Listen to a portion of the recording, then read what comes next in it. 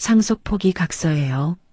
어머니를 위한 최선의 선택이니 이제 그만 쉬십시오. 남편의 온기조차 식지 않은 장례식장. 아들은 기다렸다는 듯 상속 포기 각서를 내밀었습니다. 그녀는 헛웃음을 터뜨리며 그 서류에 도장을 찍어 주었습니다. 그리고는 망설임 없이 자신의 천억 빌딩을 향해 걸어나갔죠. 이제부터 가장 비참하게 쫓겨난 어머니의 가장 화려하고 통쾌한 복수가 시작됩니다. 오늘도 사연 끝까지 함께 해주세요. 텅 빈 장례식장에는 무거운 정막만이 내려앉았습니다. 박영숙은 검은 한복을 차려입고 남편의 영정사진 앞에 섰습니다. 여보, 그동안 고마웠어요. 그녀의 눈가는 이미 눈물조차 마른 상태였죠. 조금 전까지 조문객들로 북적이던 공간은 마치 거짓말처럼 한산해졌습니다. 그때였습니다. 옆에 서 있던 며느리 이지혜가 영정을 향해 공손히 절을 올리며 말했어요. 아버님, 그동안 정말 고생 많으셨습니다. 이제 편히 쉬세요. 슬픈 기색이라고는 찾아볼 수 없었고 오랜 시간 기다려온 무언가를 끝마친 듯한 후련함이 교묘하게 섞여 있었습니다. 지혜는 슬픔을 연기하려는 듯 눈가를 살짝 훔쳤지만 그녀의 입꼬리는 미세하게 올라가 있었습니다. 그때 아들 태준이 무표정한 얼굴로 조용히 영숙의 곁으로 다가왔습니다. 어머니. 그 목소리에 영숙이 천천히 고개를 돌려 아들을 마주 보았습니다. 아들의 눈동자는 깊이를 알 수 없는 차가운 연못과도 같았습니다. 왜 그러니, 태준아? 잠시 드릴 말씀이 있습니다. 태준의 목소리는 한치의 떨림도 없이 단호했습니다. 그 차가운 분위기에 주변에 남아있던 몇몇 친척들의 시선이 모두 그들에게로 향했습니다. 영숙은 아들의 눈에서 불길한 무언가를 읽었지만 애써 침착함을 유지하며 고개를 끄덕였죠. 무슨 일 있는 거니? 그러자 김태준은 기다렸다는 듯이 정장 안주머니에서 하얀 서류 봉투 하나를 꺼내 들었습니다.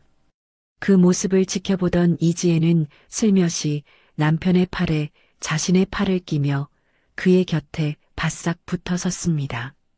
그녀의 눈이 탐욕스러운 빛으로 번뜩이는 것을 박영숙은 놓치지 않았습니다. 이게 뭐야? 영숙이 묻자 태주는 봉투를 그녀의 눈앞에 무정하게 내밀며 대답했습니다. 상속 포기 각서입니다. 그 말이 장례식장의 싸늘한 공기를 가르고 영숙의 귓가에 비수처럼 꽂혔습니다. 주변에 있던 친척들 사이에서는 경악에 찬 탄식이 터져나왔죠. 뭐라고? 지금 제정신이야. 형님이 돌아가신 지 얼마나 됐다고 이런 짓을 해? 고모와 삼촌이 격앙된 목소리로 김태준을 꾸짖었지만 그는 눈 하나 깜짝하지 않았습니다. 오히려 이 모든 상황이 계획된 것이라는 듯 그의 아내 지혜가 나서서 가증스러운 위로의 말을 건넸습니다. 어머님, 너무 놀라지 마세요. 다 어머님을 위해서 태준 씨가 내린 결정이에요. 이지혜가 박영숙의 팔을 잡으려 하자 박영숙은 차갑게 그 손을 뿌리쳤습니다. 내 몸에 손대지 마라. 어머님, 아버님도 평생 회사 일 때문에 고생만 하셨잖아요. 이제 어머님까지 힘든 짐을 지실 필요는 없어요. 저희가 다 알아서 할 테니 어머님께서는 이제 아무 걱정 없이 편안하게 여생을 보내시면 됩니다. 아버님도 그걸 바라실 거예요. 지혜는 죽은 남편까지 들먹이며 영숙을 회유하려 했습니다. 영숙은 그 모습에 기가 막혀 헛웃음이 나왔습니다. 그녀는 며느리의 얼굴을 빤히 쳐다보았죠. 그 얼굴에는 시어머니를 위하는 걱정이 아닌 모든 것을 손에 넣으려는 자의 추악한 욕심만이 가득했습니다. 박영숙은 시선을 돌려 다시 아들을 바라보았습니다. 태준아. 그녀의 목소리는 놀랍도록 차분했습니다. 내 아버지 영정 앞에서 정말 이 엄마한테 할 말이 그것뿐이니?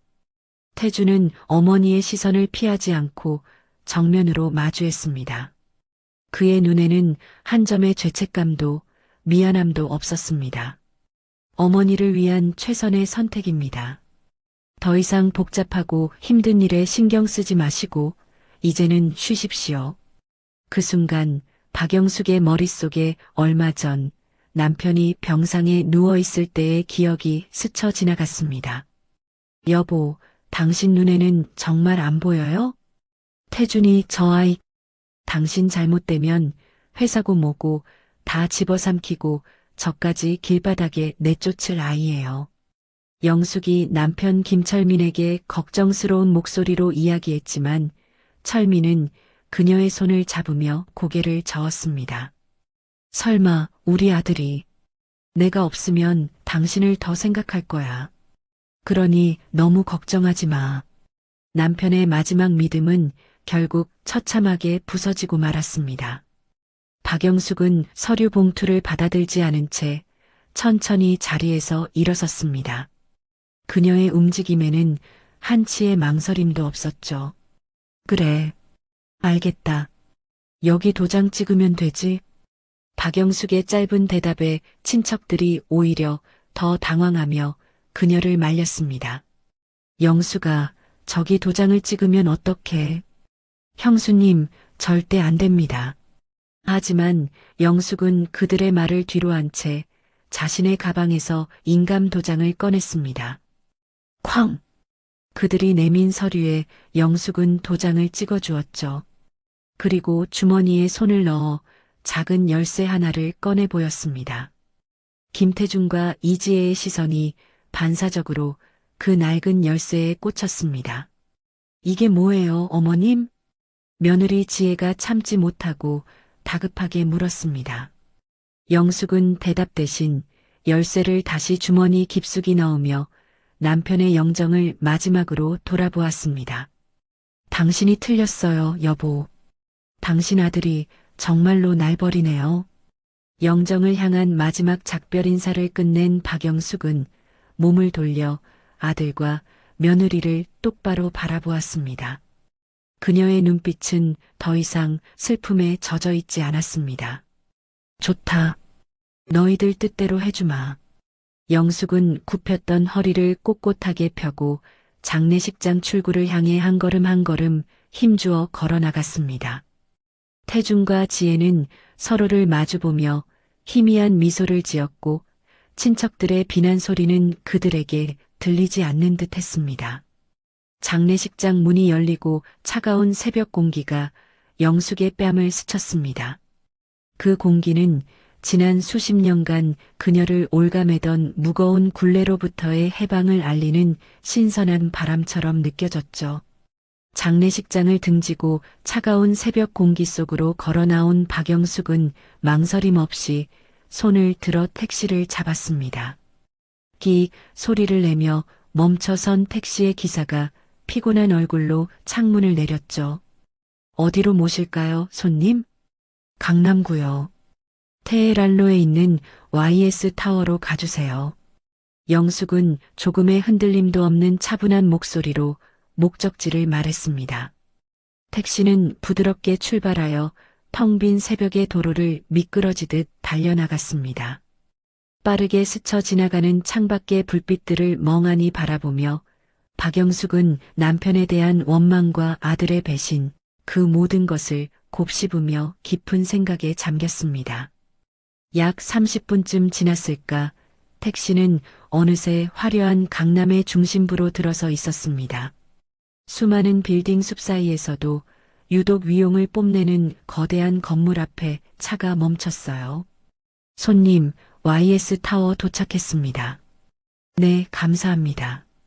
박영숙이 요금을 치르고 차에서 내리자 밤하늘을 찢을 듯이 솟아오른 거대한 고층 빌딩이 그녀를 압도하듯 내려다보고 있었습니다. 50층 높이의 통유리로 된 이 건물은 남편의 회사 일신그룹과는 전혀 다른 그녀만의 것이었습니다. 박영숙이 익숙하게 정문으로 향하자 야간 근무 중이던 경비원이 소스라치게 놀라며 달려 나와 허리를 숙였습니다. 사모님, 이 새벽에 무슨 일이십니까? 경비원의 눈에는 당혹감과 놀라움이 가득했습니다. 급한 볼일이 생겨서요.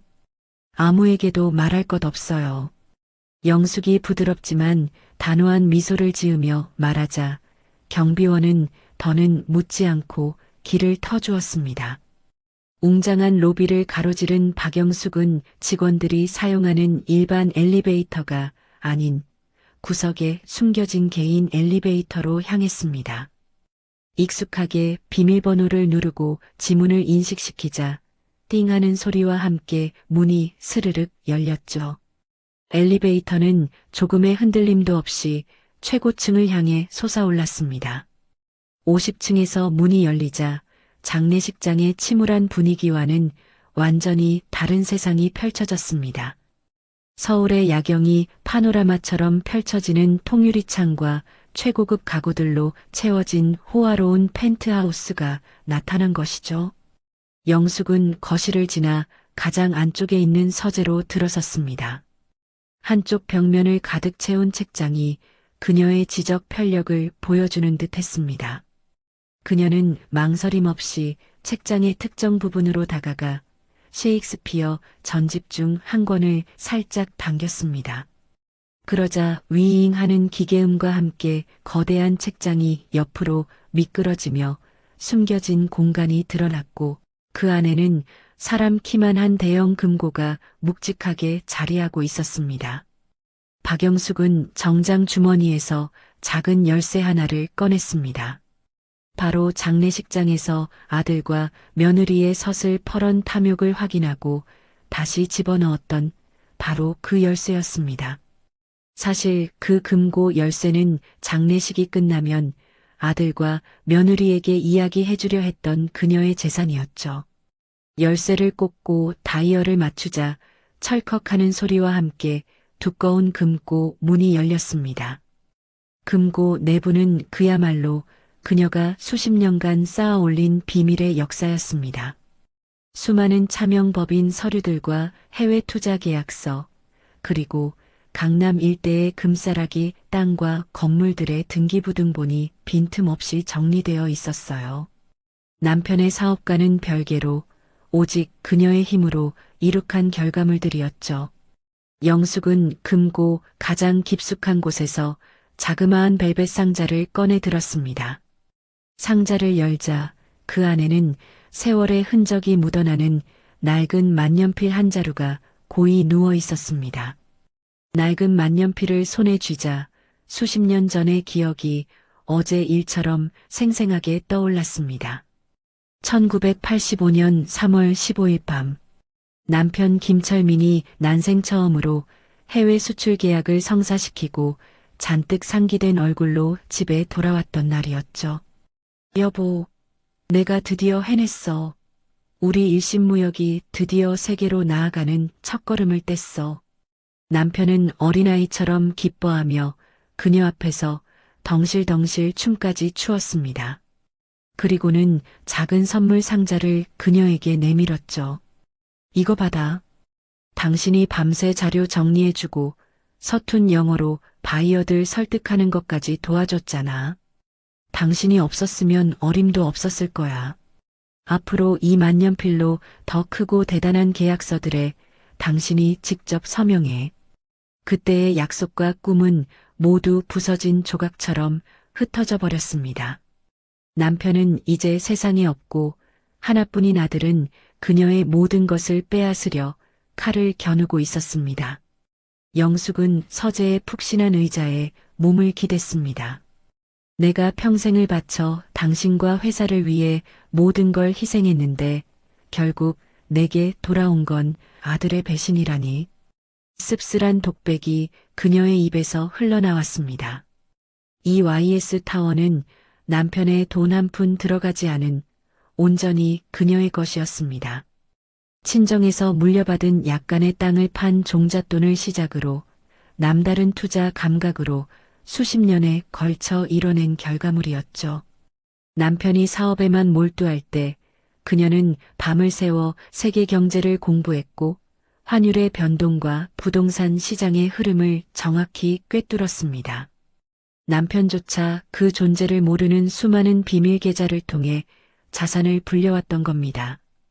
영숙은 금고에서 두꺼운 파일 하나를 더 꺼내 펼쳤습니다. 파일의 첫 장에는 YS 타워 소유권 증서라고 적혀 있었고 등기부등본 소유주란에는 박영숙 세 글자가 선명하게 박혀 있었습니다. 내가 이 빌딩의 존재를 말했으면 너희들은 더 날카로운 칼을 내게 들이밀었겠지. 차가운 목소리가 서재의 공기를 갈랐습니다.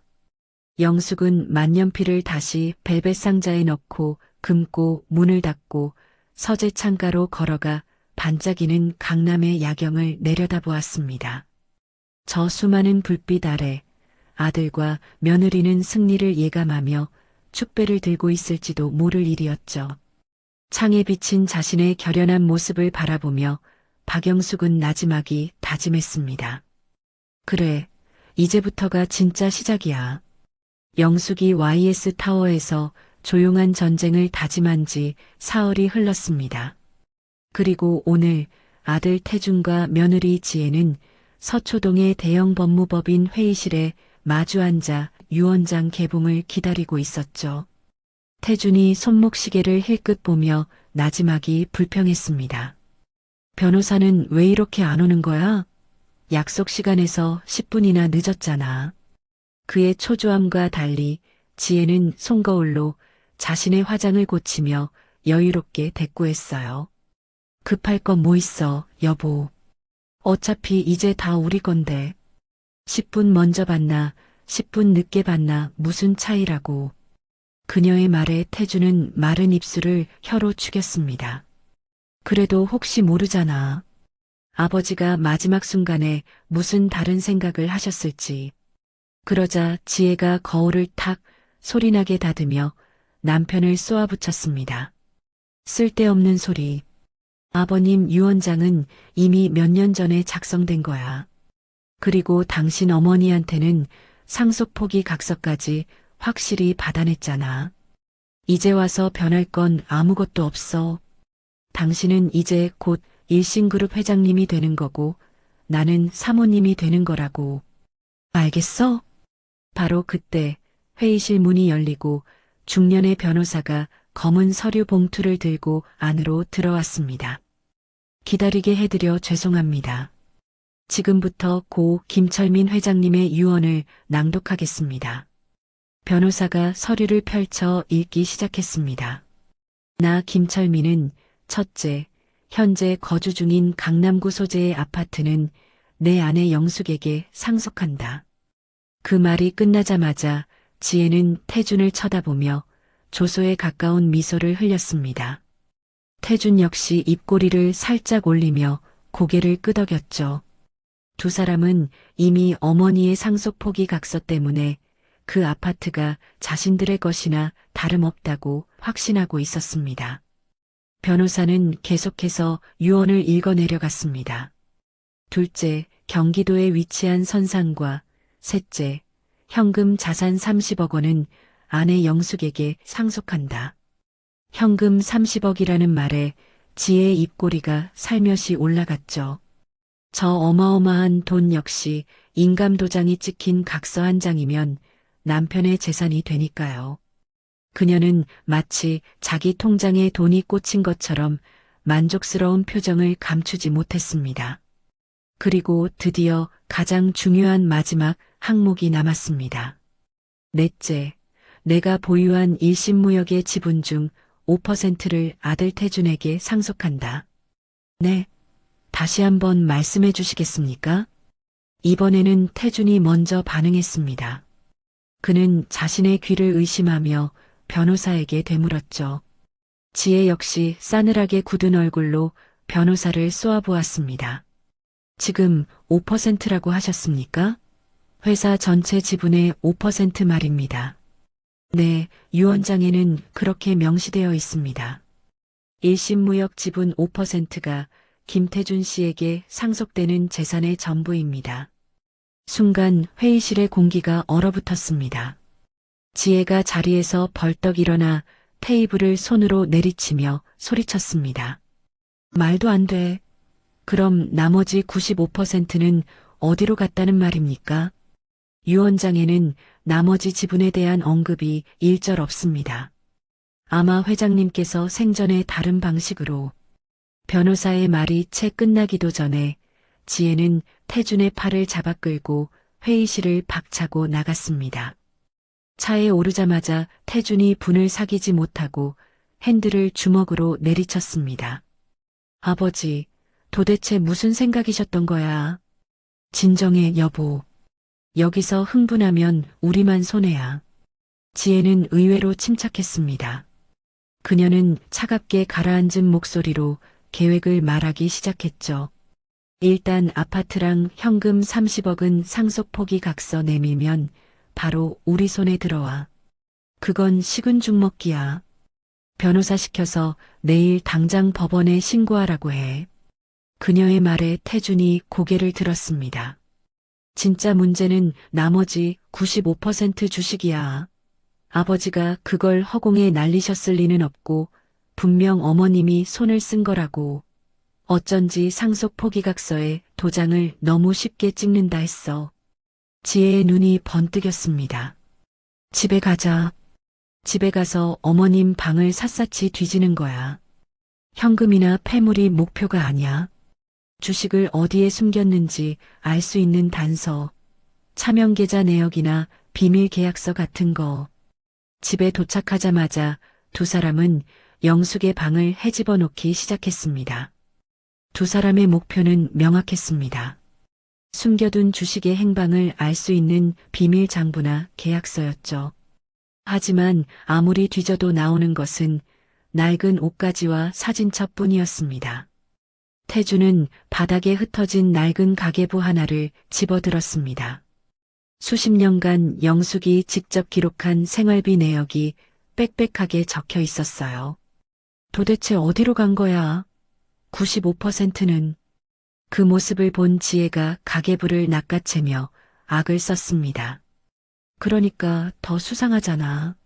이렇게 아낀 돈으로 전부 주식을 사서 우리 몰래 숨겨둔 게 틀림없다고. 그럼 이제 어떡해? 단서가 하나도 없는데. 태준이 절망적으로 소리치자 지혜의 눈에 섬뜩한 빛이 스쳤습니다.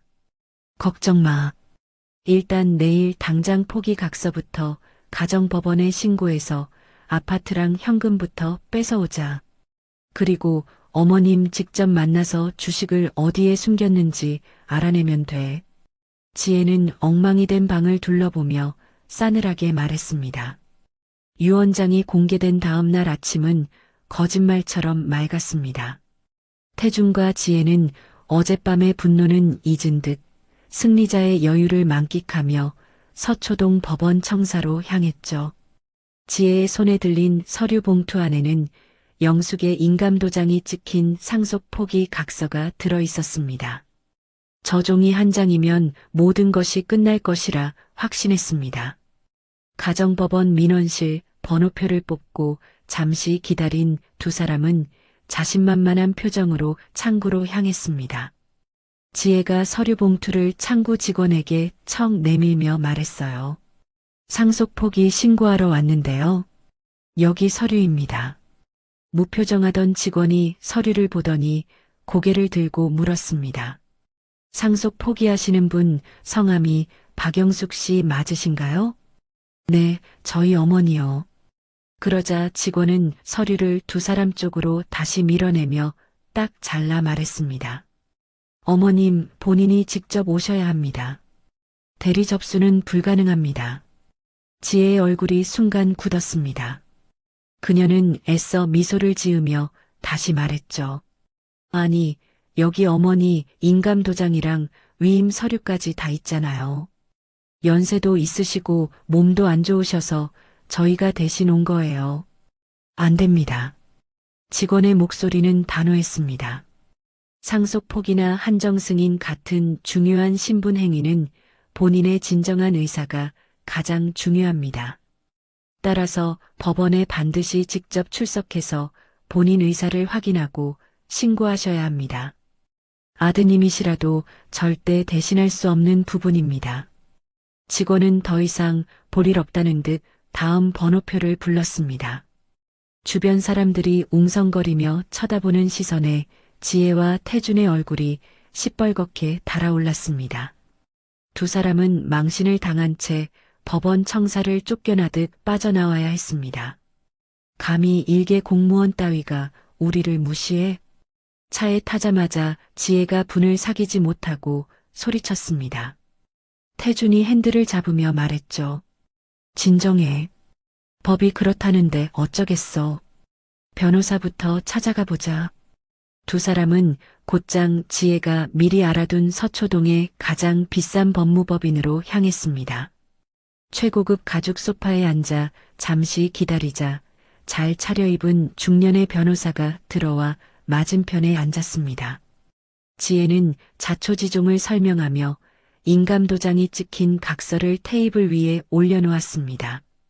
변호사는 서류를 꼼꼼히 살피더니 안경을 벗어닦으며 입을 열었습니다. 사모님, 법원 직원의 말이 맞습니다. 상속 포기는 서류 한 장으로 끝나는 일이 아닙니다. 어머님께서 직접 법원에 출두하셔야만 효력이 발생합니다. 그럼 이 각서는 그냥 휴지 조각이란 말이에요? 휴지 조각은 아닙니다.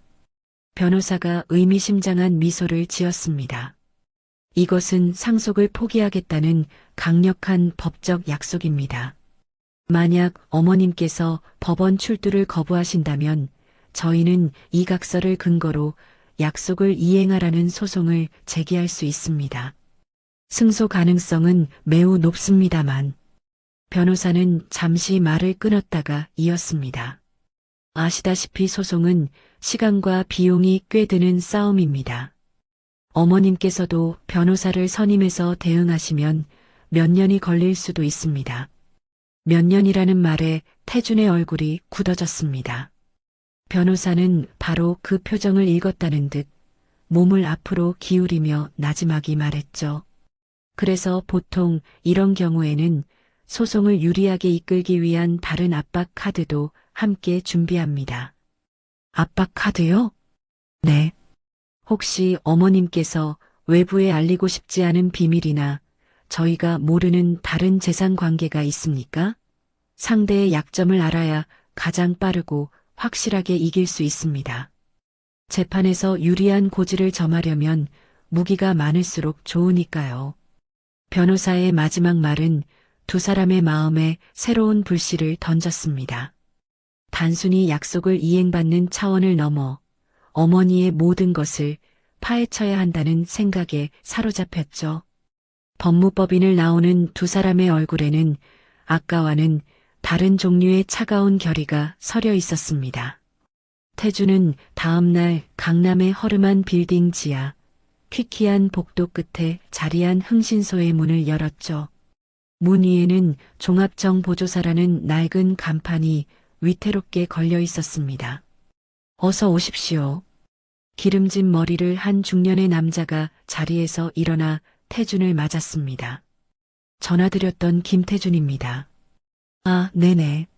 앉으시죠. 부인 되시는 분의 뒷조사 건으로 연락 주셨죠?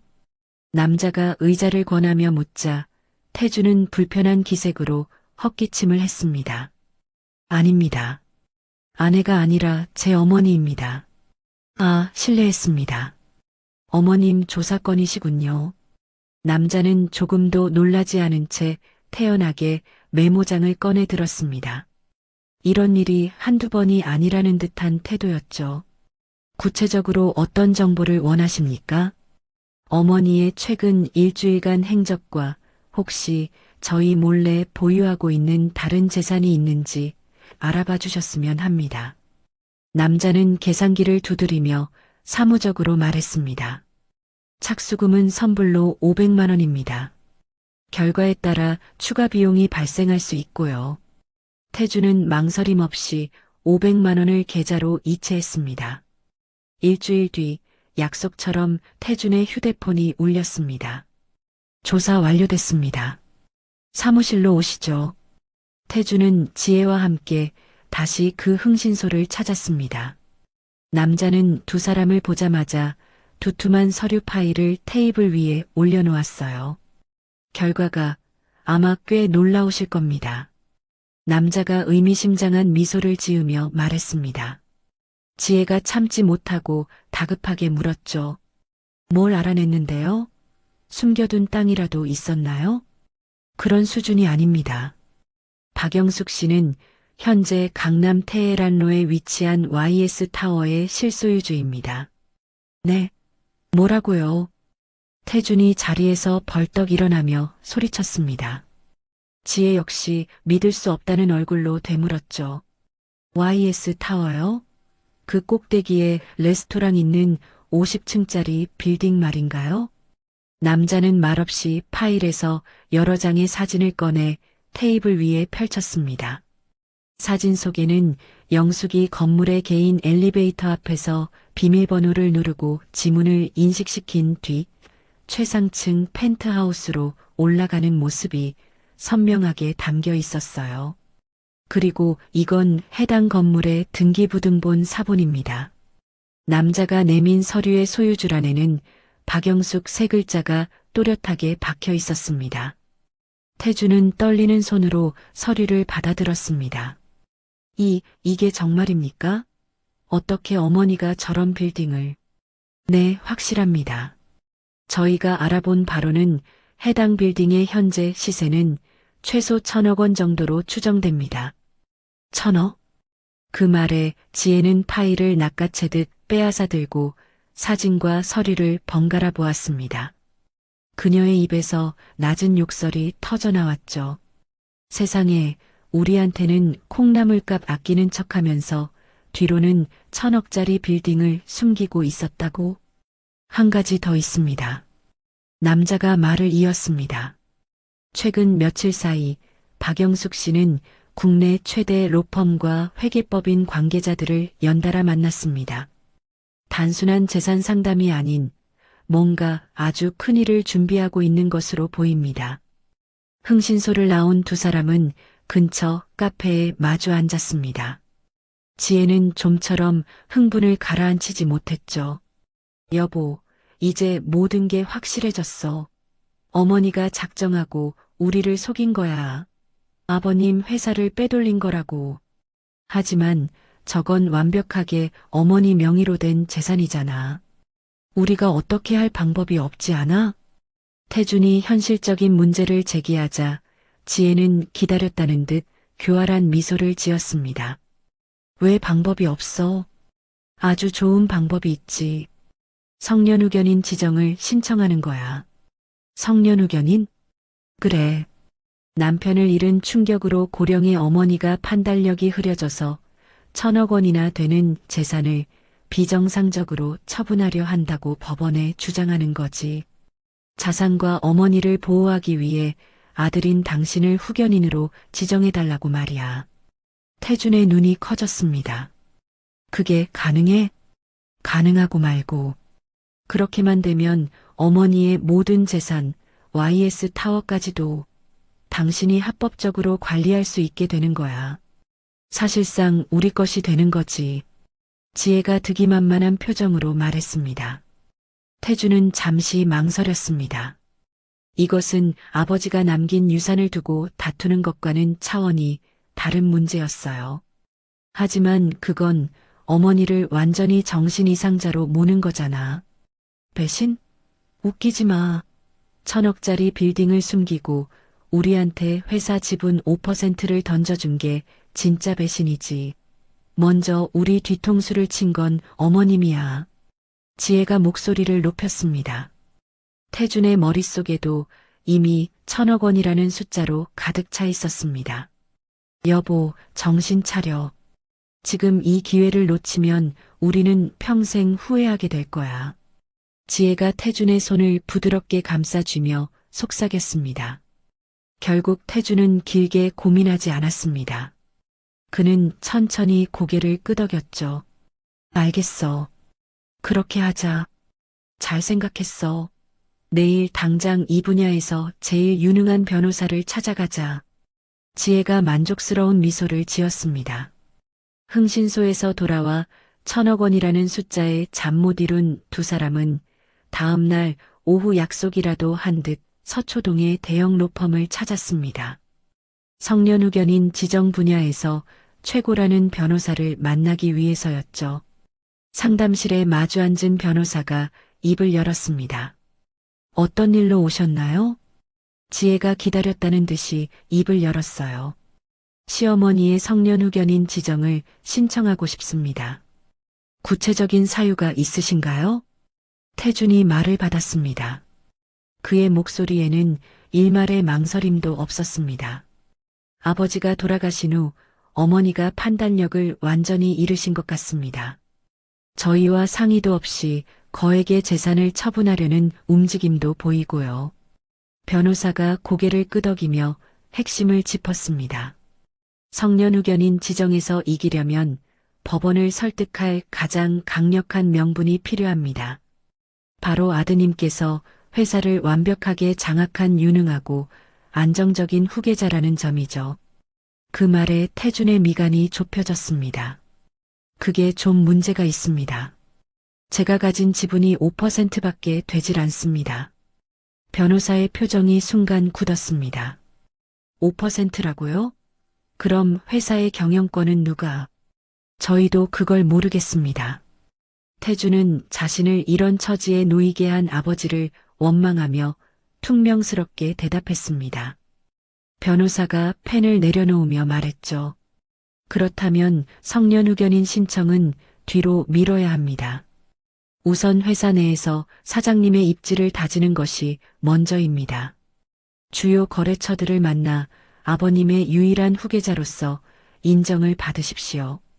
일주일 뒤 태준은 변호사의 조언에 따라 주요 해외 파트너사들을 만나기 위해 베트남행 비행기에 올랐습니다. 호치민의 최대 곡물 수입업체 사장을 만난 태준은 자신만만하게 새로운 사업 계획을 설명했습니다. 하지만 사장의 반응은 미지근했어요. 그런데 미스터 김 박 여사님은 잘 지내고 계십니까? 네. 저희 어머니 말입니까? 그렇습니다.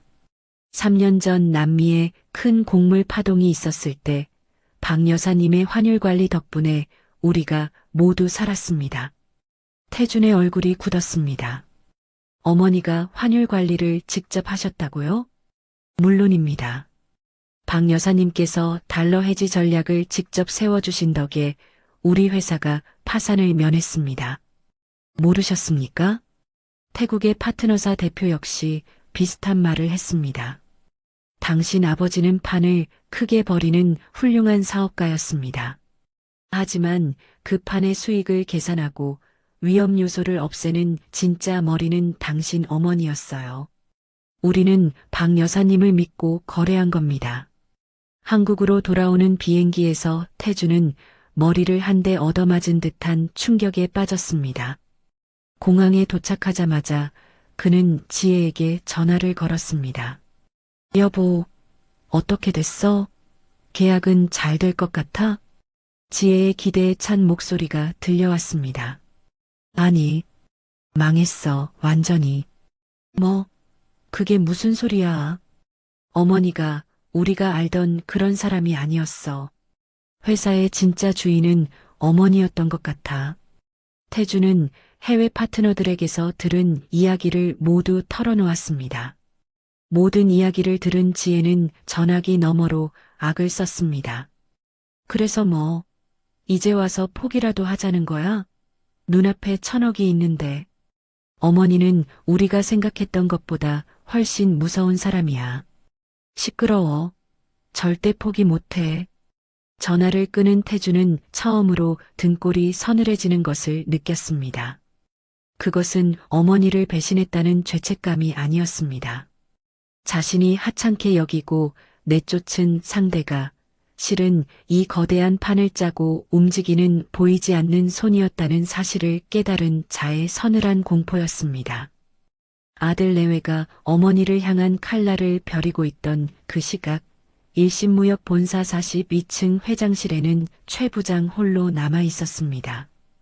20년간 고 김철민 회장의 충직한 수족이었던 최 부장이었죠. 그는 김철민 회장의 책상 앞에 앉아 마지막 정리 작업을 하고 있었어요. 부장님, 먼저 퇴근하겠습니다. 고생하셨습니다. 마지막까지 남아 야근하던 직원이 인사를 건네자 최 부장은 피곤한 얼굴로 손을 흔들어 보였습니다. 네, 어서 들어가요. 조심하고. 텅 빈 사무실에 다시 정막이 흘렀습니다. 최 부장은 깊은 한숨을 내쉬며 의자에 등을 기댔습니다. 그의 손길이 닿는 모든 물건에 지난 20년간의 세월과 회장에 대한 존경심이 묻어나는 듯 했어요. 그때 그의 휴대폰이 날카롭게 울렸습니다. 최 부장님, 저 김 과장입니다. 죄송합니다. 이렇게 늦은 시간에. 아니, 괜찮아. 무슨 일인가? 전화기 너머로 들려오는 김 과장의 목소리는 다급하고 심각했습니다. 부장님께만 긴급하게 드릴 말씀이 있습니다. 혹시 태준 전무님 관련해서 이상한 소문 못 들으셨습니까? 김 전무? 무슨 소리야? 전무가 지금 박영숙 사모님을 상대로 성년후견인 지정 소송을 준비하고 있다고 합니다. 뭐라고? 최 부장은 자신도 모르게 자리에서 벌떡 일어났습니다. 전화기 너머의 말은 그야말로 청천벽력과도 같았죠. 확실한 정보인가? 네. 대형 로펌에 다니는 제 대학 동기가 직접 알려준 정보입니다. 이미 소장까지 준비하고 있답니다. 전화를 끄는 최 부장은 그대로 의자에 주저앉았습니다. 김 과장의 충격적인 말은 그의 머릿속에 잠들어 있던 6개월 전의 기억을 날카롭게 끄집어냈습니다. 회장이 병상에서 마지막 힘을 쥐어짜내던 바로 그날의 기억을요. 어두운 병실 안 산소호흡기 소리만이 가득했습니다. 앙상하게 마른 철민이 힘겹게 최 부장의 손을 잡았죠. 최 부장, 나는 내 아들을 믿고 싶네. 회장의 목소리는 금방이라도 부서질 것처럼 떨리고 있었습니다. 회장님, 너무 무리하지 마십시오. 하지만 혹시라도 만에 하나라도 태준이가 제 애미를 내치려고 한다면 회장은 최 부장의 손을 더욱 세게 잡았습니다. 앙상한 뼈의 감촉이 그대로 느껴졌어요. 그때는 잔이가 나의 마지막 방아쇠가 되어주게. 방아쇠라니요, 회장님. 그게 무슨 말씀이십니까? 영숙이가 내가 준 만년필을 가지고 있을 걸세. 자네는 그저 그 사람에게 때가 왔음을 알려주기만 하면 돼. 최 부장은 도무지 그 뜻을 알 수 없었습니다. 만년필이라니요? 내가 첫 수출 계약을 따내고 선물했던 바로 그 만년필 말일세. 그 안에 이 모든 것을 끝낼 수 있는 모든 것이 들어있어. 태준이가 선을 넘으면 잔이가 영숙이를 도와주게. 약속해주게, 최 부장. 그 마지막 약속을 끝으로 회장의 의식은 다시 흐려졌습니다. 그리고 지금 그 약속을 지켜야 할 때가 온 것이죠. 아들이 어머니를 정신 이상자로 몰아 모든 것을 빼앗으려는 것. 이것이야말로 회장이 말한 선을 넘는 행동이 틀림없었습니다. 이제 때가 된 것이군요. 최 부장은 결심한 듯 자리에서 일어났습니다. 그는 곧장 비서실에 연락해 영숙의 행방을 수소문했고 얼마 지나지 않아 충격적인 보고를 받았습니다. 사모님께서는 현재 강남 YS타워 최상층에 거주하고 계십니다. 그날 저녁 최 부장은 거대한 YS타워 앞에 서 있었습니다. 로비에서 영숙에게 연락을 취하자 잠시 후 그만을 위한 개인 엘리베이터가 내려왔습니다. 50층 펜트하우스의 문이 열리자 영숙이 조금도 흐트러짐 없는 모습으로 그를 맞았습니다. 어서 오세요, 최 부장님. 서재로 안내받은 최 부장은 가방에서 서류 봉투 하나를 꺼냈습니다. 사모님, 이걸 먼저 보셔야겠습니다. 봉투 안에는 법원에서 발송된 성년후견 개시, 심판 청구서, 사본이 들어 있었습니다. 서류를 읽어 내려가는 영숙의 표정이 싸늘하게 굳었지만 그녀는 조금도 놀라는 기색이 없었어요. 결국 짐승이 되기로 마음먹었군요. 영숙의 나지막한 목소리에 최 부장이 조심스럽게 입을 열었습니다. 사모님, 회장님께서 마지막으로 제게 만년필에 대해 말씀하셨습니다. 모든 증거가 그 안에 담겨 있을 것이라고 하셨습니다. 만년필?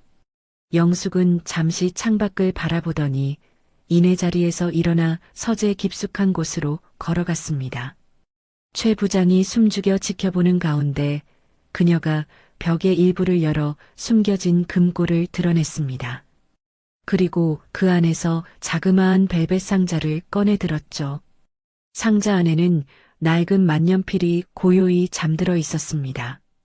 영숙이 만년필을 손에 쥐고 최 부장을 향해 돌아섰습니다. 여기 만년필에 뭐가 있다는 거죠? 만년필을 든 영숙의 눈빛은 그 어느 때보다 차갑고 단단하게 빛나고 있었습니다. 그녀는 벨벳 상자에서 낡은 만년필을 조심스럽게 꺼내 환한 조명 아래 올려놓았죠.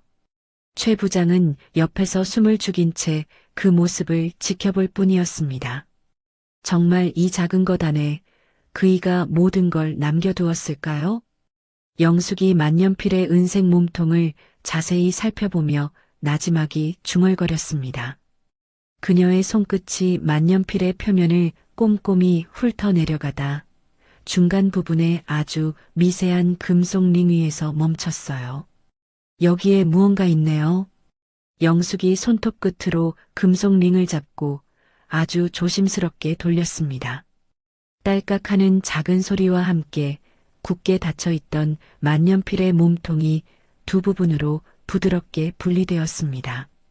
하지만 그 안에는 잉크 카트리지가 아닌 손톱보다도 작은 USB 메모리가 조용히 박혀 있었습니다. 이게 세상에. 최 부장이 놀라움을 감추지 못하고 탄식했습니다. 회장님께서 정말로 모든 걸 준비해 두셨군요. 영숙은 떨리는 손으로 USB를 조심스럽게 꺼내 자신의 노트북에 연결했습니다. 화면에는 곧바로 암호를 요구하는 네모난 창이 나타났죠. 암호가 걸려 있네요. 혹시 짐작하시는 것이라도 있으십니까, 사모님? 최 부장의 물음에 영숙은 잠시 생각에 잠겼습니다. 그녀의 머릿속에 수십 년 전의 어느 날이 스쳐 지나갔어요. 영숙은 천천히 키보드 위에 손을 올리고 8자리 숫자를 입력했습니다. 1985만 315. 그 날짜는 무슨 의미입니까? 우리 일신무역이 처음으로 해외 수출 계약을 맺은 날입니다. 그리고 당신의 회장님이 바로 2만 년필을 제게 선물하며 함께 꿈을 이야기했던 날이기도 하고요. 영숙이 엔터키를 누르자 화면이 바뀌며 두 개의 파일이 모습을 드러냈습니다. 파일의 이름은 각각 진짜 유언장, 비밀회계장부 파일이었습니다. 영숙은 마른 침을 삼키며 첫 번째 파일을 클릭했습니다.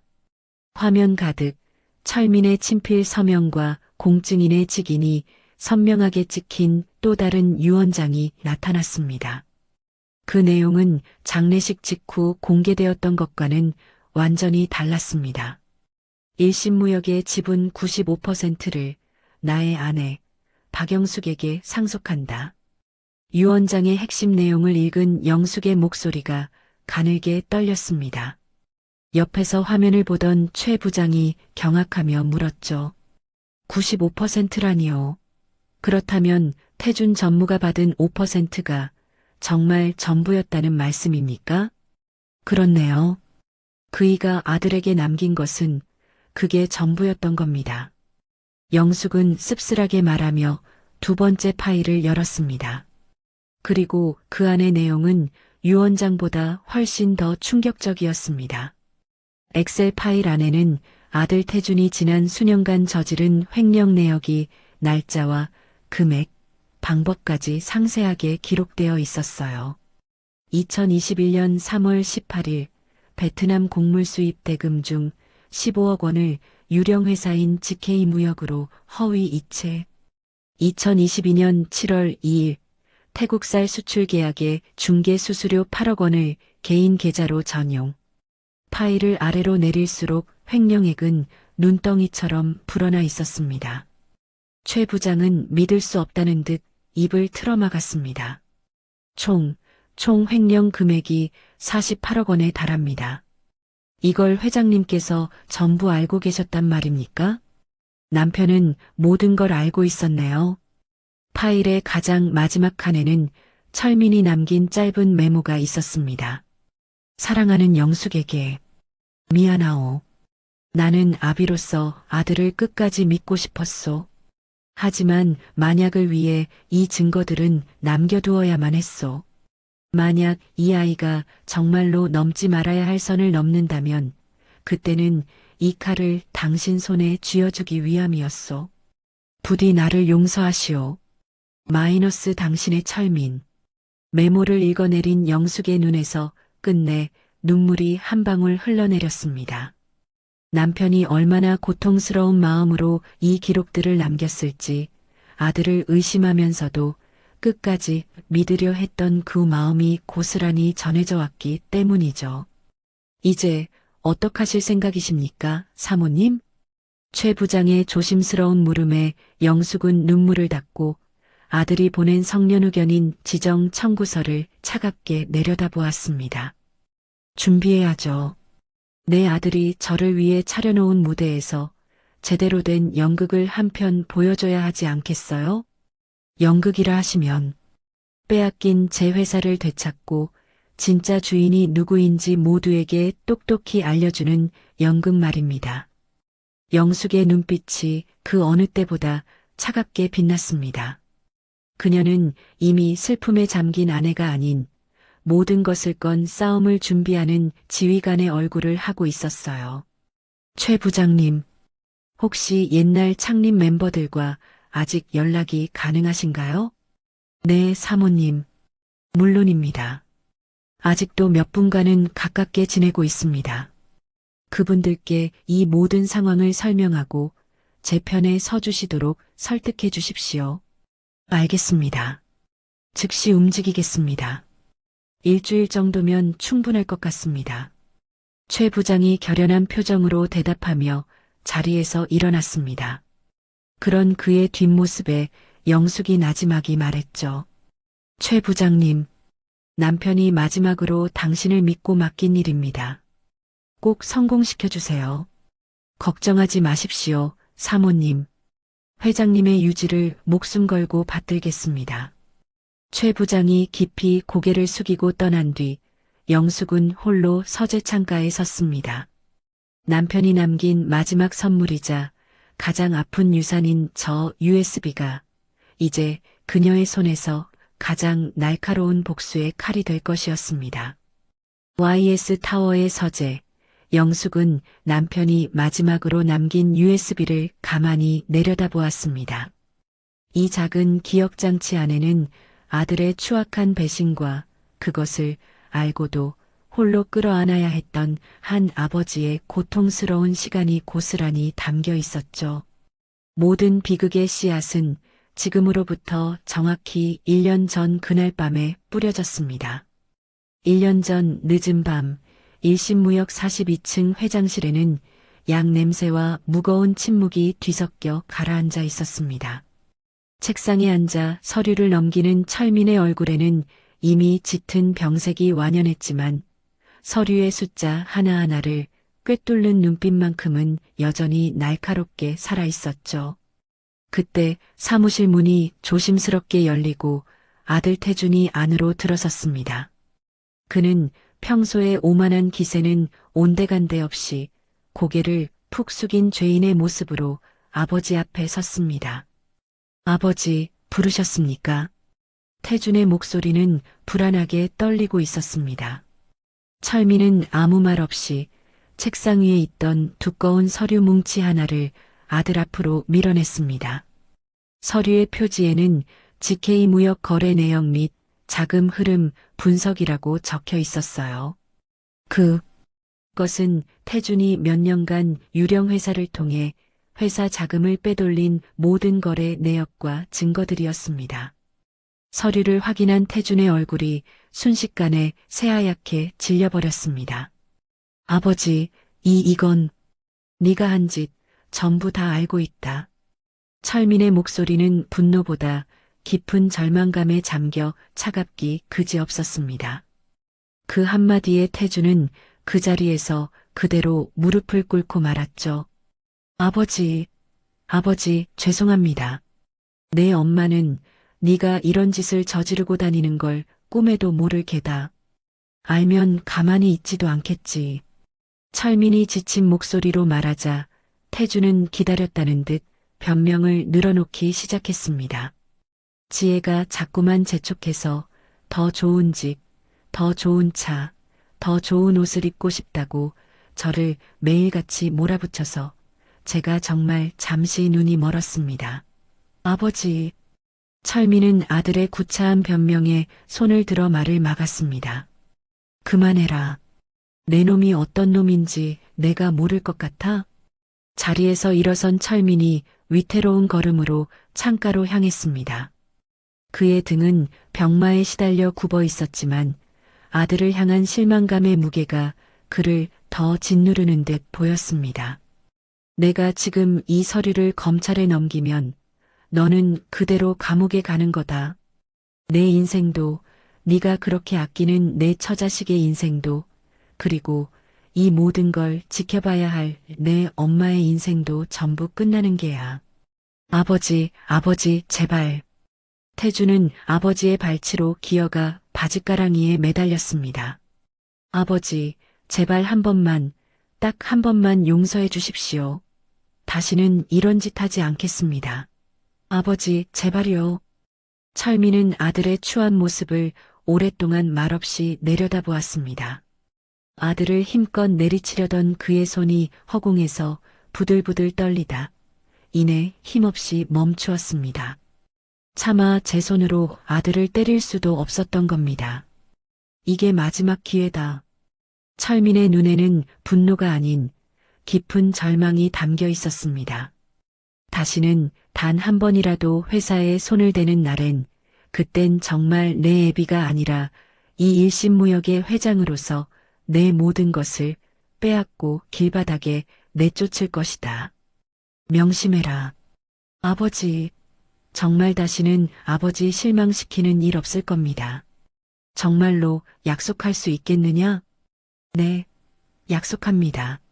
이제부터는 오직 아버지와 회사를 위해서만 살겠습니다. 맹세합니다. 태주는 눈물 콧물을 쏟으며 맹세했습니다. 그날 이후 태주는 거짓말처럼 완전히 다른 사람이 되었습니다. 매일 회사에 가장 먼저 출근해 가장 늦게 퇴근했고 철민에게 살갑게 다가가 업무를 보고하고 그의 건강을 살뜰히 챙겼죠. 아버지, 오늘 혈색이 좋아 보이십니다. 식사는 잘하셨고요? 그래, 고맙다. 아들아. 철민은 아들의 극진한 효심에 조금씩 마음의 문을 열기 시작했습니다.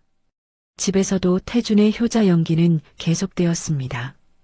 늘 무시하던 어머니 영숙에게도 깍듯하게 대했죠. 어머니, 아버지 건강 때문에 걱정이 많으시죠? 제가 더 신경 쓰겠습니다. 아버지께서 편히 쉬실 수 있도록요. 철민은 아들의 변화를 진심으로 기뻐하며 아내에게 자랑하듯 말했습니다. 보시오, 영숙. 태준이가 이제야 철이 든 모양이요. 당신도 너무 걱정 말고 이제 아들을 좀 믿어주시오. 정말로 저 아이가 변한 걸까요? 영숙은 여전히 의심의 눈초리를 거두지 못했지만 철민은 애써 아들을 믿으려 했습니다. 하지만 아버지가 보지 않는 곳에서 태주는 전혀 다른 얼굴을 하고 있었습니다. 어느 날 밤 집에 돌아온 태주는 아내 지혜와 함께 값비싼 와인을 터뜨렸습니다.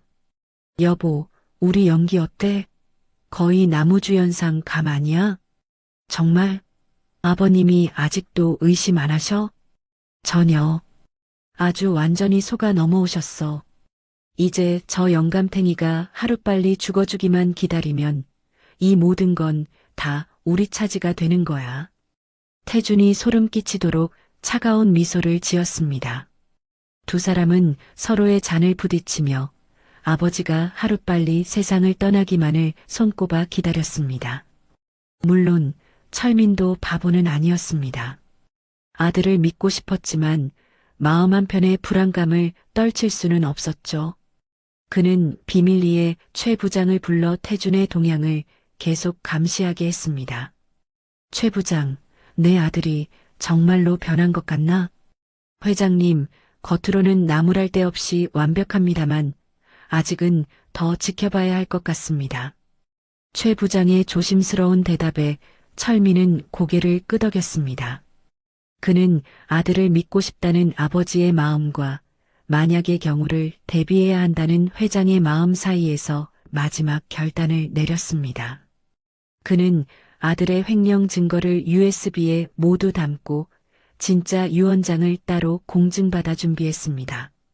그리고 그 모든 것을 아내에게 전해줄 마지막 선물, 낡은 만년필 속에 숨겨두었던 것입니다.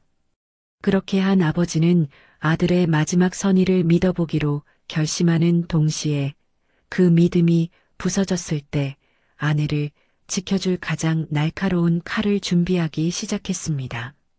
남편이 남긴 마지막 칼을 손에 쥔 영숙의 지시에 따라 최 부장은 지난 일주일간 쉴 틈 없이 움직였습니다.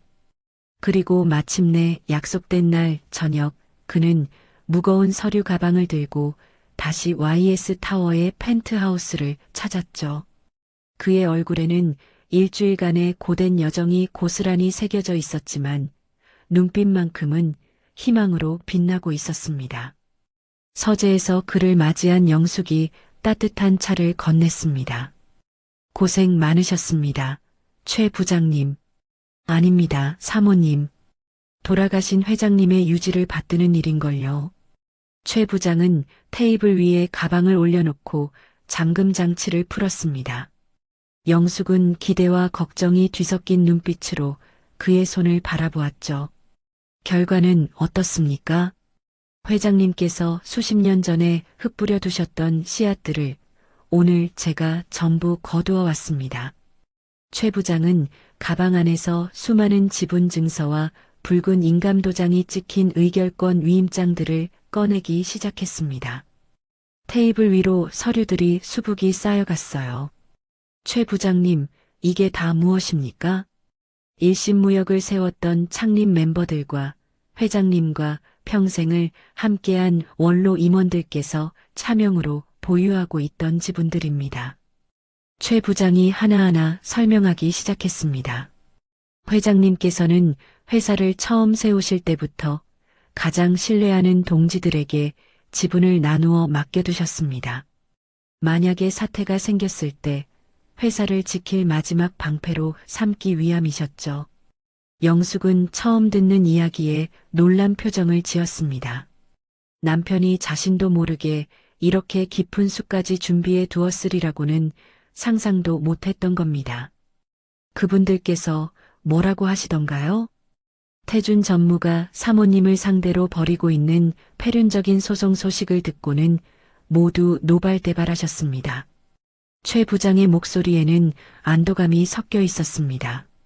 아무리 돈이 좋아도 자식이 어머니에게 어떻게 이런 짓을 할 수 있느냐며 당장이라도 회사로 달려올 기세셨습니다. 그리고는 기꺼이 자신들이 가진 모든 의결권을 사모님께 위임하겠다고 약조하셨습니다. 영숙은 떨리는 손으로 서류들을 하나씩 확인했습니다.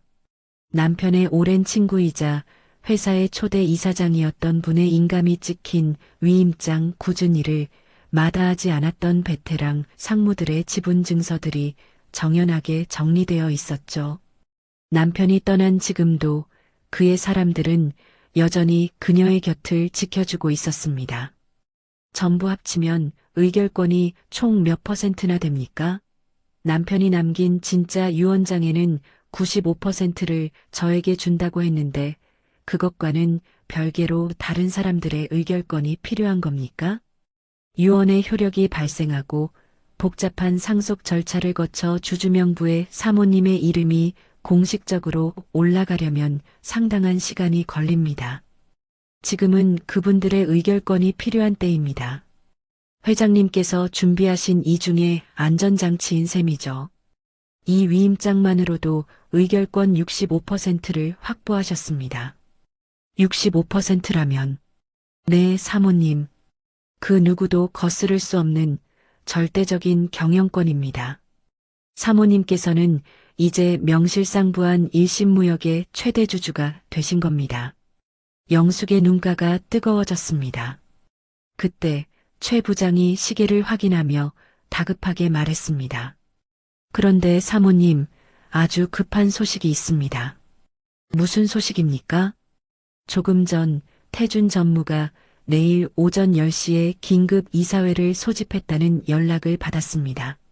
안건은 회장 유고에 따른 비상경영체제 선포라고 합니다. 영숙의 표정이 순간 차갑게 굳었습니다. 결국 칼을 뽑아들었군요. 스스로 회장 자리에 오르겠다는 마지막 발악이겠죠. 그런 것 같습니다.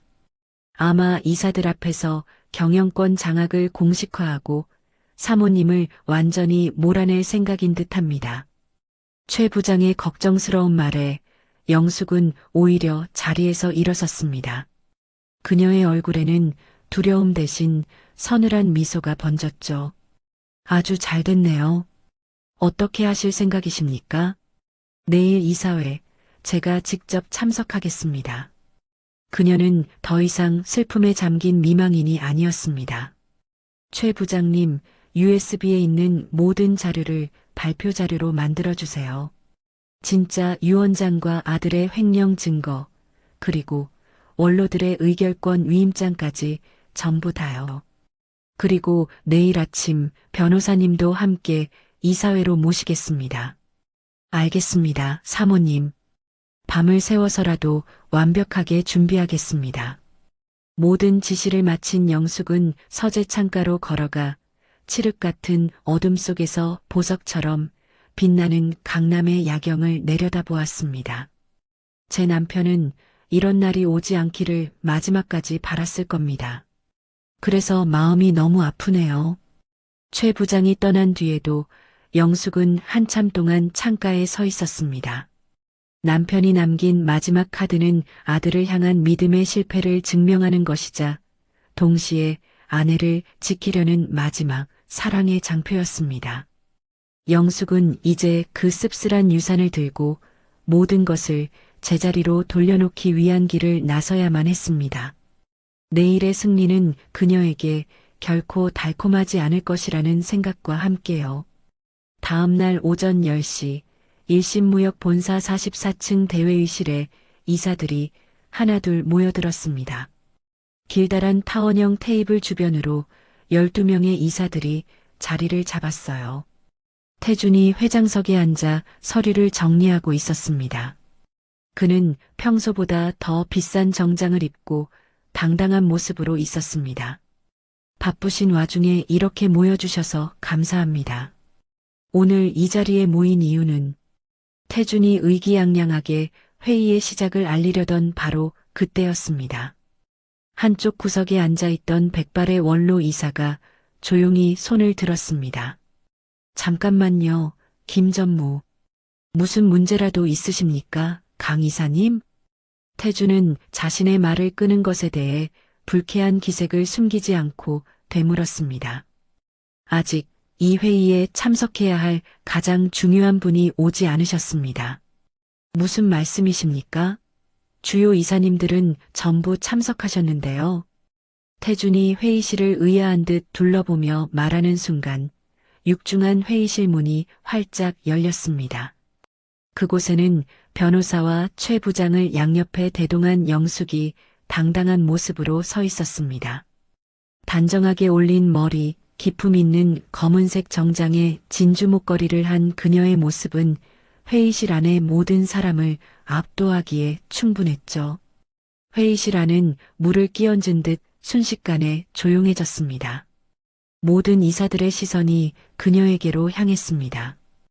태준의 얼굴은 방금 전까지의 오만함은 온데간데 없이 새하얗게 질려버렸습니다. 어머니, 어쩐 일로 여기까지 오셨습니까? 태준이 당황하며 자리에서 일어섰습니다. 하지만 영숙은 그런 아들을 없는 사람처럼 무시하고 지나쳐 회의 테이블의 가장 상석으로 향했습니다. 이사들은 모두 자리에서 일어나 깍듯하게 허리를 숙였죠. 안녕하십니까? 사모님, 안녕하십니까? 인사가 오가는 어수선한 분위기 속에서 태준이 다급하게 외쳤습니다. 어머니, 이건 이사회입니다. 관계없는 분은? 관계없는 분? 영숙이 아들을 차갑게 바라봤어요. 영숙의 변호사가 서류 뭉치를 테이블 위에 올려놓았습니다. 박영숙 사모님은 1심 무역의 최대 주주입니다. 변호사가 또렷한 목소리로 말했어요. 뭐라고요? 태준이 놀라며 소리쳤습니다. 변호사가 서류를 이사들에게 나눠주기 시작했습니다. 이 서류들을 확인해 보시기 바랍니다. 이사들이 서류를 받아보며 웅성거렸습니다. 이게 진짜 유언장인가요? 한 이사가 놀라며 물었어요. 네, 김철민 회장님의 친필 서명과 공증이 완료된 정식 유언장입니다. 변호사가 확신에 찬 목소리로 대답했습니다. 김태준이 서류를 낚아채며 확인했어요. 거기에는 분명히 1심 무역 지분 95%를 아내 박영숙에게 상속한다고 적혀 있었습니다. 이건 가짜입니다. 공개된 유언장과 다르잖아요. 태준이 소리쳤어요. 공개된 유언장이 가짜입니다. 변호사의 차분한 대답과 동시에 최 부장이 회의실에 대형 스크린을 켰습니다. 이제부터는 더 중요한 진실을 보여드리죠. 스크린에 나타난 것은 태준의 이름으로 정리된 비밀 회계장부였습니다. 변호사가 레이저 포인터로 화면을 가리키며 하나씩 읽어내려가기 시작했어요. 2021년 3월 18일 베트남 곡물 수입 대금 15억 원 횡령. 2022년 7월 2일 태국 쌀 수출 중개 수수료 8억 원 개인 계좌로 불법 이체. 이사들의 얼굴이 점점 굳어갔습니다. 태준은 책상을 주먹으로 치며 발악했습니다. 거짓말. 전부 조작된 자료야. 누가 이런 음해를. 조작이라고? 영숙이 냉소적인 미소를 지었습니다. 그럼 이것도 조작일까? 다음 화면에 나타난 것은 태준 명의의 해외 비밀 계좌로 거액의 달러가 송금된 은행 거래 내역서였습니다. 곧이어 법인카드 사용 내역이 화면을 가득 채웠죠. 명품 쇼핑, 고급 레스토랑, 가족 해외여행 경비까지. 그 모든 것이 회사 돈으로 결제되어 있었습니다. 김전무, 이게 정말 사실입니까? 원로 이사가 엄중한 목소리로 호통쳤습니다. 태준은 비오듯 땀을 흘리며 변명했죠. 오해입니다. 전부 회사 업무를 위한 접대였습니다. 48억 원을 전부 접대비로 썼다는 말을 지금 믿으라는 겁니까? 사방에서 비난이 쏟아지자 영숙이 조용히 자리에서 일어났습니다. 최 부장님, 아직 오지 않은 분이 한 분 더 계시죠? 네, 사모님. 밖에서 대기하고 있습니다. 누구를 또 불렀단 말입니까? 태준이 불안한 눈빛으로 묻자 영숙이 의미심장한 미소를 지었습니다. 이 모든 일의 시작이었던 분을 모셔야죠. 끝도 함께 봐야 하지 않겠어요? 최 부장이 문을 열자 굳은 표정의 비서들에게 이끌려 지혜가 안으로 들어왔습니다. 쇼핑을 즐기다 막 끌려온 듯 그녀는 어리둥절한 표정으로 회의실을 둘러보았죠. 싸늘하게 얼어붙은 회의실의 분위기와 스크린에 떠있는 자신의 남편 이름, 그리고 상석에 앉아 자신을 차갑게 내려다보는 시어머니를 본 순간 지혜의 얼굴에서 순식간에 핏기가 사라졌습니다. 모든 것이 잘못되었다는 것을 그녀는 본능적으로 직감할 수 있었습니다. 스크린에 선명하게 떠있는 남편의 횡령 증거와 자신을 향해 쏟아지는 이사들의 차갑고 경멸적인 시선. 이게 다 뭐예요? 왜 저를 이리로 부르신 거냐고요. 지혜가 애써 태어난 척 말을 시작했지만 목소리는 떨리고 있었습니다. 상석에 앉아있던 영숙이 천천히 그녀를 향해 고개를 돌렸습니다. 그 눈빛은 얼음보다 차가웠어요. 이지혜 씨, 우선 자리에 앉으시죠. 제가 왜 이 자리에 앉아야 하죠? 저는 이사가 아닌데요. 당신이 바로 이 모든 비극을 계획하고 실행한 주모자니까요. 최 부장의 차가운 대답과 함께 변호사가 스크린에 새로운 자료를 띄웠습니다. 그것은 지혜의 이름으로 개설된 스위스 은행의 비밀 계좌 내역이었습니다. 화면을 확인한 지혜의 얼굴에서 마지막 핏기마저 사라졌습니다. 이건 뭐예요? 당신 이름으로 개설된 유령 계좌입니다. 남편이 횡령한 돈의 일부가 이 계좌로 흘러 들어갔더군요. 궁지에 몰린 태주는 살아남기 위해 아내를 물고 늘어졌습니다. 여보, 이게 대체 어떻게 된 거야? 나는 전혀 모르는 계좌인데 왜 당신 이름으로 이런 게 있어? 나는 몰라요. 저런 계좌 만든 적 없다고요. 지혜가 필사적으로 부인했지만 입금 날짜와 금액까지 명시된 증거는 너무나도 명확했습니다. 영숙은 더 이상 그들의 추한 모습을 볼 가치도 없다는 듯 이사들을 향해 말했습니다. 여러분, 이제 모든 상황이 명확해졌다고 생각합니다. 원로 이사가 깊은 한숨을 내쉬며 고개를 끄덕였습니다. 네, 사모님. 저희의 판단이 짧았습니다. 이제 영숙은 판결을 내리는 판사처럼 무릎 꿇은 아들과 며느리를 차갑게 내려다보았습니다. 이제부터 내가 제시하는 조건을 잘 들으세요. 조건이라니요? 첫째, 김태주는 그동안 횡령한 회사 자금 48억 원을 전액 변상할 것. 영숙이 손가락을 하나씩 펴며 말했습니다. 둘째, 이 자리에서 이지혜와 즉시 이혼할 것. 뭐라고요? 이혼이라니 말도 안 돼요. 지혜가 벌떡 일어나 악을 썼지만 영숙은 아랑곳하지 않았습니다. 셋째, 이지혜에게는 위자료는 물론 재산분할 한 푼도 지급할 수 없습니다. 넷째, 만약 이 조건들 중 하나라도 거부한다면 두 사람 모두 업무상 횡령 및 배임죄의 공범으로 즉시 검찰에 고소하겠습니다. 모든 것을 잃게 된 지혜는 이성을 잃고 영숙에게 달려들 기세로 소리쳤습니다. 이 늙은 여우, 당신이 뭔데 우리 부부를 갈라놔.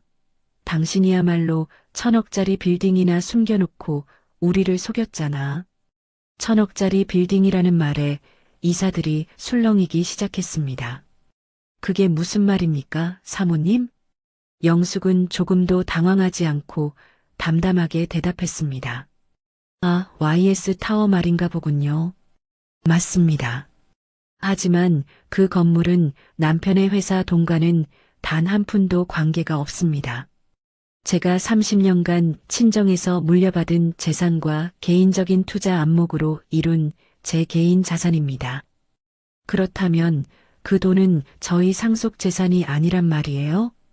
지혜가 절망적인 목소리로 묻자 영숙은 어이없다는 듯 대답했습니다. 당연한 소리를 하는구나. 내 남편의 재산이 아닌데 왜 너네들이 상속을 받는 거지? 지혜의 마지막 희망마저 산산조각 나는 순간이었습니다. 변호사는 쐐기를 박듯 지혜 명의의 법인카드 사용 내역을 스크린에 띄웠습니다. 수십 개의 명품 가방, 다이아몬드 목걸이, 최고급 스파 이용 내역이 화면을 가득 채웠죠. 지혜는 더 이상 아무 말도 하지 못하고 그 자리에 주저앉았습니다. 모든 것을 지켜보던 태준이 결국 영숙의 발치에 무릎을 꿇었습니다. 어머니, 제가 정말 잘못했습니다. 이제 와서 그 말이 무슨 소용이 있니? 영숙은 차갑게 아들을 내려다보았습니다. 내 아버지를 배신하고 회사를 도둑질하고 그것도 모자라 이 어미를 정신병자로 몰아 모든 것을 빼앗으려 했는데 태주는 고개를 들지 못하고 흐느꼈습니다. 마지막까지 포기하지 못한 지혜가 발악했죠. 이혼은 못해. 법적으로 나도 권리가. 그 순간 변호사가 서류 한 장을 그녀의 눈앞에 내밀었습니다. 이혼을 거부하신다면 이 고발장을 즉시 검찰에 제출하겠습니다. 고발장에는 지혜가 횡령에 가담한 증거들과 법인카드 유용 내역이 상세히 첨부되어 있었습니다. 지혜는 서류를 보자마자 모든 것을 체념한 듯 실성한 사람처럼 웃기 시작했습니다. 영숙이 마지막 조건을 제시했습니다.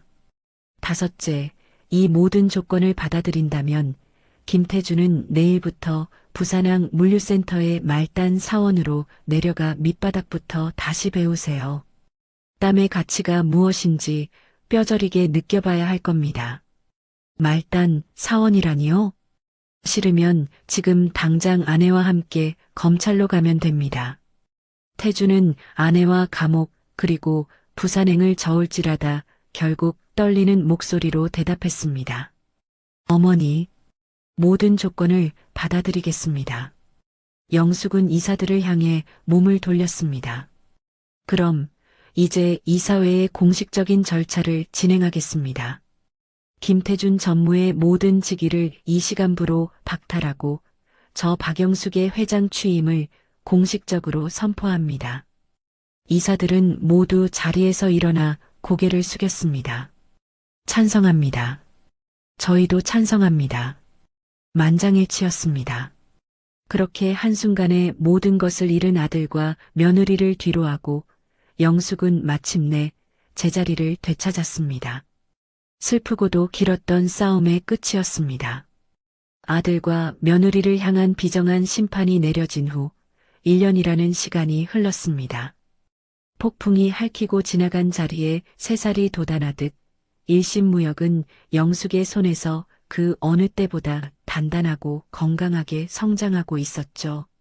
맑은 가을 햇살이 쏟아져 들어오는 회장실, 영숙은 산더미 같은 경영 보고서와 해외 계약서들 사이에서 조용히 서류를 검토하고 있었습니다. 그녀의 얼굴에는 이제 슬픔의 그늘 대신 회사를 이끄는 경영인의 자신감과 지혜가 가득했어요. 회장님, 이번 분기 실적 보고서입니다. 부회장으로 승진한 최 부장이 한결 당당해진 모습으로 들어와 두꺼운 보고서를 내밀었습니다. 수고 많으셨습니다. 최 부회장님. 영숙이 부드러운 미소와 함께 보고서를 받아들었습니다. 보고서를 넘기는 그녀의 눈이 만족감으로 빛났습니다. 매출이 작년 같은 기간보다 25%나 증가했군요. 최 부회장님의 공이 큽니다. 아닙니다, 회장님. 회장님께서 직접 지휘하신 동남아 신규 루트 개척이 큰 효과를 본 덕분입니다. 해외 파트너사들마다 회장님의 경영 능력에 혀를 내두르고 있습니다. 최 부회장이 자랑스럽게 보고하는 그때 비서에게서 인터폰이 걸려왔습니다. 회장님, 부산 물류센터에서 올라온 긴급 보고서가 있습니다. 비서가 내민 서류의 제목은 동남아 신규 항로 개척을 통한 물류비 절감 방안이었고 작성자란에는 김태준 세 글자가 적혀 있었습니다. 이 보고서 본인이 직접 가져왔습니까? 네, 회장님의 정식 결재를 받고 싶다고 요청했습니다. 들여보내세요. 잠시 후 회장실 문이 열리고 태준이 안으로 들어왔습니다. 1년 전에 오만하던 전무의 모습은 어디에도 찾아볼 수 없었죠. 낡은 작업복 차림에 햇볕과 바닷바람에 검게 그을린 얼굴, 그리고 무엇보다 그의 눈빛이 완전히 달라져 있었습니다. 탐욕 대신 진정한 땀과 열정이 담겨 있었어요. 회장님, 부산 물류센터의 김태준입니다. 태준이 90도로 허리를 숙여 정중하게 인사했습니다. 앉으세요. 영숙이 의자를 가리키자 태준은 조심스럽게 자리에 앉아 자신이 쓴 보고서를 내밀었습니다. 지난 6개월간 컨테이너 하역 작업부터 시작해 현장에서 직접 몸으로 부딪히며 배운 내용을 바탕으로 작성했습니다. 영숙은 아무 말 없이 보고서를 꼼꼼히 읽기 시작했습니다. 내용은 놀라울 정도로 구체적이고 실용적이었죠. 호치민 항구에서 부산항까지의 운송 시간을 3일 단축할 수 있다고 했는데 근거가 뭡니까? 현재는 모든 배가 싱가포르를 경유하는데 파나마 성급의 중소형 화물선과 직접 계약해 직항로를 개설하면 가능합니다. 제가 직접 현지 선사와 접촉해 가계약까지 마쳤습니다. 태주는 막힘없이 자신 있게 대답했습니다. 영숙의 눈빛이 조금 더 부드러워졌어요. 이런 생각을 어떻게 하게 됐죠? 매일 컨테이너를 직접 싣고 내리는 작업을 하다 보니 불필요한 대기 시간과 비효율적인 동선이 눈에 보였습니다. 말로만 듣던 현장과 직접 땀 흘리는 현장은 완전히 달랐습니다. 동료들과는 어떻게 지냅니까? 영숙의 질문이 경영에서 사람으로 옮겨갔습니다. 태주는 잠시 고개를 숙였다가 이내 진솔하게 대답했죠. 처음에는 물론 힘들었습니다. 모두 제가 누구인지 알고 있었으니까요. 하지만 지금은 동료들이 저를 인정해준다고 생각합니다. 무엇으로 그들의 인정을 받았죠? 말로만이 아닌 행동으로 보여주었습니다. 가장 힘들고 굳은 일도 제가 먼저 나섰고 회식이 끝나면 가장 먼저 남아 뒷정리를 했습니다. 태준의 목소리에는 지난 1년간의 시간이 녹아든 작은 자부심이 담겨 있었습니다. 영숙은 보고서를 조용히 덮고는 펜을 드러맨 앞장에 서명했습니다. 이 보고서 정식으로 승인하겠습니다. 정말입니까, 회장님? 태준의 얼굴이 순간 환하게 밝아졌습니다. 네, 내용이 훌륭해요. 그런데 한 가지 조건이 있습니다. 어떤 조건이든 말씀만 하십시오. 이 프로젝트 김태준 씨가 직접 책임지고 성공시키세요. 저를 믿고 맡겨주시는 겁니까? 태준은 믿을 수 없다는 표정을 지었습니다. 영숙은 그런 아들을 따뜻한 눈으로 바라보며 말했죠. 당신이 당신 스스로의 능력과 땀으로 증명해 보였잖아요. 그 순간 태준의 눈에 뜨거운 눈물이 차올랐습니다. 어머니, 회장님, 제가 정말 영숙이 처음으로 마음을 열고 건넨 말이었습니다. 태준은 끝내 참았던 눈물을 터뜨리며 고개를 숙였습니다. 어머니, 정말 죄송했습니다. 그리고 감사합니다. 과거는 과거일 뿐이에요. 이제 우리는 서로를 믿는 새로운 파트너입니다. 영숙이 손을 내밀자 태준은 망설임 없이 그 손을 마주 잡았습니다. 창밖으로는 아름다운 저녁 노을이 지고 있었습니다. 뒤틀렸던 모든 것이 제자리를 찾은 그 순간 두 사람은 비로소 진정한 가족이 되었습니다. 그 후 지혜는 위자료 한 푼 받지 못한 채 쫓겨나 사치와 허영으로 쌓았던 모든 것을 잃었습니다. 영숙은 재계에서 가장 주목받는 여성 경영인이 되었고 태주는 현장에서 가장 신뢰받는 유능한 관리자로 성장했죠. 일신무역은 마침내 새로운 전성기를 맞이하게 되었습니다. 아들과의 눈물 젖은 화해 이후 또다시 6달의 시간이 흘렀습니다.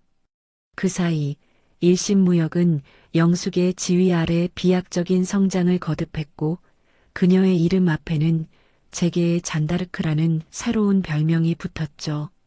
YS타워 최상층 서재, 영숙은 막 배달된 경제신문 일면을 흐뭇하게 바라보고 있었습니다. 올해의 경영인 대상 수상 박영숙 회장이라는 제목 아래 환하게 웃고 있는 자신의 사진이 대문짝만하게 실려 있었어요. 회장님, 진심으로 축하드립니다. 최 부회장이 커다란 축하 꽃다발을 들고 들어오며 환하게 웃었습니다. 고맙습니다, 최 부회장. 저 혼자 한 게 아니라 우리 모두가 함께 이룬 성과입니다. 영숙이 겸손하게 미소 지으며 꽃다발을 받아들었습니다. 부산지사에서도 가장 먼저 축하 화환을 보내왔습니다. 어머니의 수상을 진심으로 축하합니다라는 리본과 함께요. 우리 태준이가 보냈군요. 영숙의 표정이 한결 더 따뜻해졌습니다. 바로 그때 그녀의 휴대폰이 울렸죠. 화면에는 자랑스러운 내 아들이라는 이름이 떠 있었습니다. 어머니, 대상 수상 진심으로 축하드립니다. 전화기 너머로 들려오는 태준의 밝은 목소리에는 조금의 그늘도 없었습니다. 그래, 고맙다. 아들아. 지금 부산지사 전체가 축제 분위기입니다. 다들 우리 회장님이 최고라고 난리예요. 네가 부산에서 든든하게 중심을 잘 잡아주고 있으니 가능한 일이지. 영숙의 칭찬에 태준이 진심이 담긴 목소리로 대답했습니다. 어머니께서 저를 믿어주셨기 때문에 가능했습니다. 그런데 어머니, 드릴 말씀이 또 있습니다. 무슨 좋은 소식이라도 있니? 새로운 베트남 파트너사와 초대형 계약을 성사시켰습니다. 제가 만든 새로운 물류 시스템의 효율성을 높이 평가해서 연간 200억 원 규모의 장기 계약을 제안했습니다. 태준이 흥분을 감추지 못하고 보고했습니다. 200억이라고? 세상에, 정말 잘했다, 아들아. 네가 정말 자랑스럽구나. 영숙은 진심을 다해 아들을 칭찬했습니다. 전화를 끄는 그녀는 천천히 창가로 걸어가 눈부신 서울의 전경을 내려다보았어요. 최 부회장, 당신의 회장님이 지금 이 모습을 보고 있다면 뭐라고 하실까요? 하늘을 올려다보는 영숙의 목소리가 촉촉하게 젖어 있었습니다. 분명, 네, 그럴 줄 알았소. 내 아내와 아들은 분명 해낼 줄 알았소 하시며 누구보다 자랑스러워 하실 겁니다. 최 부회장이 확신에 찬 목소리로 대답했습니다. 영숙은 서재 한쪽에 놓인 남편의 사진을 보며 나지막이 속삭였죠. 여보, 당신 말이 맞았어요. 우리 아들이 이렇게나 훌륭하게 제 몫을 해내고 있네요. 사진 속 철민이 인자한 미소로 화답하는 듯 했습니다. 그때 비서에게서 인터폰이 걸려왔습니다. 회장님, 유력 경제방송국에서 단독 인터뷰 요청이 들어왔습니다. 여성 경영인의 위대한 성공 신화를 주제로 다루고 싶다고 합니다. 영숙은 잠시 생각하더니 망설임 없이 대답했습니다. 좋습니다. 인터뷰에 응하겠다고 전해주세요. 회장님, 인터뷰에서 어떤 말씀을 하실 생각이십니까? 진실을 말해야죠. 영숙이 당당하게 말했습니다. 여자라고 해서, 나이가 많다고 해서 도전을 포기할 필요는 없다는 진실. 그리고 가족이라는 이름으로 서로를 착취하고 상처 주는 것이 얼마나 어리석은 일인지에 대한 진실을요. 최 부회장은 존경의 눈빛으로 고개를 끄덕였습니다. 최 부회장, 내가 이제는 어려운 사람들에게 희망을 주는 역할도 할 수 있게 되었나 봅니다. 회장님께서는 이미 수많은 사람들에게 살아있는 영감과 용기를 주고 계십니다. 밤이 깊어가는 강남의 하늘 위로 별들이 총총히 빛나고 있었습니다. 영숙은 그제야 자신이 이룬 진정한 승리가 무엇인지 깨달았습니다. 그것은 1000억짜리 빌딩도 회장이라는 직함도 아니었습니다. 자신의 가치를 스스로 증명하고 절망에 빠진 누군가에게 손을 내밀어 줄 수 있는 용기를 얻게 된 것. 그리고 무엇보다 미워했던 아들과 세상에서 가장 든든한 파트너가 되었다는 것. 그것이야말로 그녀가 평생을 바쳐 이뤄낸 가장 위대한 승리였습니다. 오늘 이야기 어떠셨나요? 혹시 끝까지 함께 해주신 분이 계시다면 잘 들었다고 댓글 하나만 남겨주세요. 여러분에게도 따뜻하고 빛나는 날들이 찾아올 거예요. 구독과 좋아요는 다음 이야기를 이어가는 큰 힘이 됩니다. 지금까지 오늘도 사연이었습니다. 더 깊고 따뜻한 이야기로 다시 찾아뵐게요. 편안한 하루 보내세요. 감사합니다.